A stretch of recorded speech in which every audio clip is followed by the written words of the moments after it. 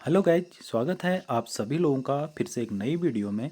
यूँ कहें कि एक नई इन्फॉर्मेशन लेके हम आप लोगों के लिए आए हैं। तो गाइज, आज हम बात करने वाले हैं जो उत्तराखंड या किसी भी स्टेट्स के जो एम्प्लॉय हैं वो कैसे एसीआर अपनी भरें, और इसके साथ साथ प्रतिवेदक अधिकारी और समीक्षक अधिकारी कैसे अपना एम्प्लॉय को एसीआर भरें, और अपनी एम्प्लॉयज़ की जो एसीआर है उसको कैसे वेरीफाई करें और कैसे अप्रूव्ड करें। ये सारी जानकारी इस वीडियो में मिलने वाली हैं। तो गाइज, आज हम उत्तराखंड एजुकेशन पोर्टल यानी कि उत्तराखंड के एम्प्लॉय जो हैं उनके एसीआर भरने के कैसे एसीआर भरें। तो उत्तराखंड जो एजुकेशन डिपार्टमेंट की एसीआर है उसके बारे में हम बात करने वाले हैं। तो गाइज, सबसे पहले एजुकेशन पोर्टल पे हम लॉगिन करना पड़ेगा। सबसे पहले हमने उसके होम पेज पे जाना है, Uttarakhand portal UK education portal पे।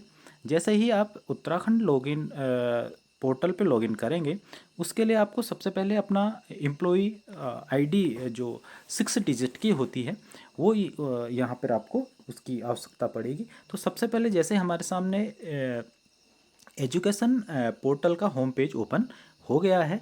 हम गाइज इसमें जो भी एम्प्लॉयज़ हैं वो कैसे अपनी एसीआर आसानी से फिल करें, और इसके बाद प्रतिवेदक और समीक्षक जो ऑफिसर्स हैं, जो अधिकारी हैं, वो कैसे अपने एम्प्लॉयज़ की जो एसीआर है उसको वेरीफाई करें और आगे उसको बढ़ाएं। तो इसमें हम बात करेंगे। सबसे पहले गाइज इसमें लॉगिन करना पड़ेगा आपको। उत्तराखंड एजुकेशन पोर्टल की हम बात कर रहे हैं। तो गाइज सबसे पहले इसमें हमें अपना ये ध्यान रखना है कि जो इंस्टीट्यूट की जो लॉगिन आईडी है उससे आपका ये फॉर्म या एसीआर फिल नहीं हो सकते। इसके लिए पर्सनल यूज़र आईडी की आवश्यकता होती है, जो एजुकेशन पोर्टल की 6 डिजिट की आपकी यूज़र आईडी होती है। तो सबसे पहले आपको यूज़र आईडी इंटर करना है। यूज़र आईडी इंटर करने के बाद आपको आगे की प्रोसेस इसमें करनी पड़ेगी। तो गैज हमने ये अपनी एम्प्लॉय आईडी भर दी है। इसके बाद गैज जो पासवर्ड है उसको हमने फिल करना है। इसके बाद गैज कंट्रोल यूनिट और एम्प्लॉय, यहाँ पे 3 ऑप्शंस आपको दिख रहे हैं। तो आप एम्प्लॉय वाले भाग में या एम्प्लॉय वाले उसमें टैप करेंगे। इसके बाद गैज एक कैप्चा कोड यहाँ पर दिया हुआ है। गैज कैप्चा कोड इंटर करने के बाद ये सारी प्रोसेस आगे की होगी। 576 और स्मॉल बी हमने इसको एंटर कर दिया है। इसके बाद गाइज इसको लॉगिन करने कहेंगे। जैसे ही हम इसको लॉगिन करेंगे तो जिस एम्प्लॉय का ये पोर्टल आईडी है, तो अपना पोर्टल आईडी यहाँ पे ओपन हो जाएगा। तो गाइज सबसे पहले बात करते हैं एम्प्लॉय अपनी एसीआर को कैसे फिल करें। यहाँ पर एक ऑप्शन आप लेफ्ट साइड में जाएंगे तो यहाँ पर 3 ऑप्शन आपको दिखेंगे। Profile, e learning, employ ACR. Employ ACR में हम क्लिक करेंगे। इसमें 2 ऑप्शन सारे होंगे गाइज, आप देख रहे होंगे, ई फाइल एसीआर सेल्फ और ऑफिसर रिपोर्ट। तो गाइज अगर हम कोई एम्प्लॉय हैं या एजुकेशन की अगर हम इसमें बात कर रहे हैं अभी, तो एजुकेशन डिपार्टमेंट में अगर हमें सेल्फ अपनी एसीआर को फिल करना है तो ई फाइल एसीआर में यहाँ पे हम क्लिक करेंगे। तो यहाँ पे क्लिक करने के बाद आपको आपके साथ एक विंडो ओपन होगी।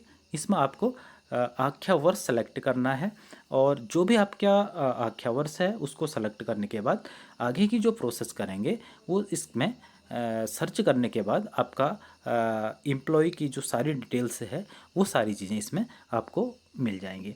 इसके बाद एक चीज़ इसमें ध्यान रखना है गाइज, आपको सबसे पहले अपना प्रतिवेदक जिस ऑफिसर्स के अंदर आप काम कर रहे हैं, अगर हम इसमें स्कूल्स की बात कर रहे हैं तो इसमें प्रधानाचार्य हमारे प्रतिवेदक अधिकारी होंगे। इसके बाद गाइज हमें दूसरा ऑप्शन होगा सेलेक्ट करने का, जो हमारे एजुकेशन डिपार्टमेंट के जो डिस्ट्रिक्ट एजुकेशन ऑफिसर होते हैं, चीफ एजुकेशन ऑफिसर यानी कि मुख्य शिक्षा अधिकारी जी का नाम यहाँ पे इंटर करना पड़ेगा। इसके बाद एक ऑप्शन और आपको मिलेगा गाइज, इसमें प्रतिवेदक समीक्षक, और लास्ट वाला ऑप्शन होगा जो एडी कार्यालय के जो हमारे कुमाऊं मंडल या गढ़वाल मंडल के एडी सर जी हैं, उनका यहाँ पे नाम आपको इंटर करना पड़ेगा। ये तो guys e learning employ ACR की बात कर रहे हैं।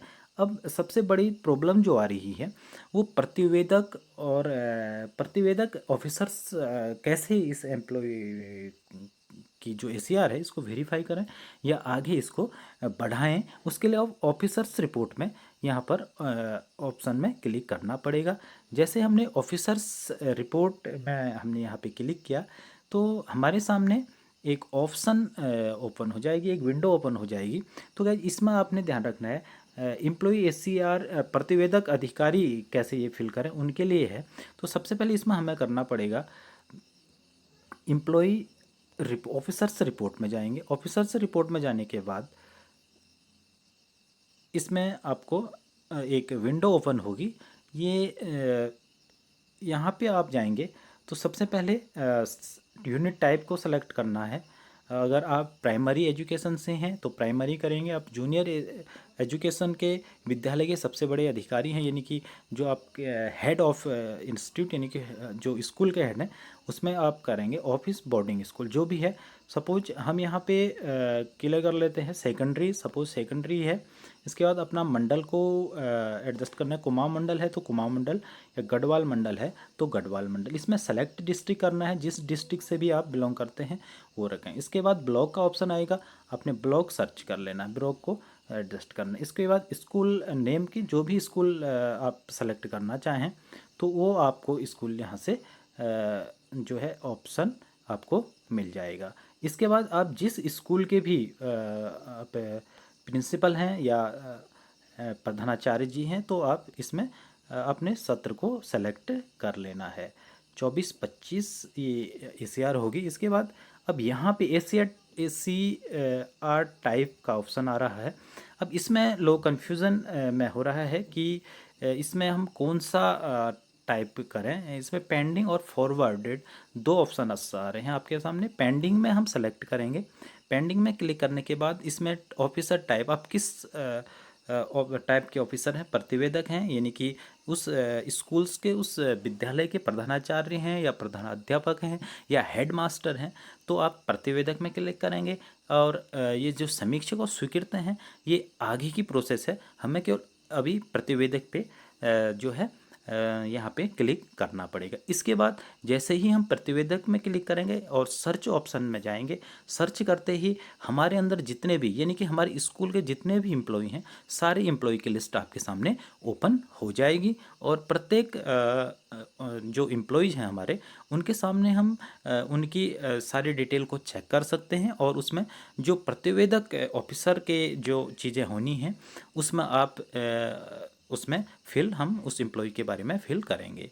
तो गाइज ये सारी प्रोसेस करने के बाद आप उसमें फाइनल सबमिट कर देना है और आपका वो जो है स्कूल स्तर पर वेरीफाई हो जाएगा। यानी कि प्रतिवेदक जो ऑफिसर्स हैं उनके द्वारा वो वेरीफाई करके या अप्रूव करके समीक्षक जो नेक्स्ट लेवल होता है समीक्षक अधिकारी के पास, वो उनके पास वो अप्रूव के लिए या स्वीकृति के लिए चला जाएगा। तो गाइस कैसी लगी जानकारी? अगर आपको जानकारी अच्छी लगी तो प्लीज़ चैनल को सब्सक्राइब कीजिए, लाइक कीजिए, शेयर कीजिए। Thanks for watching.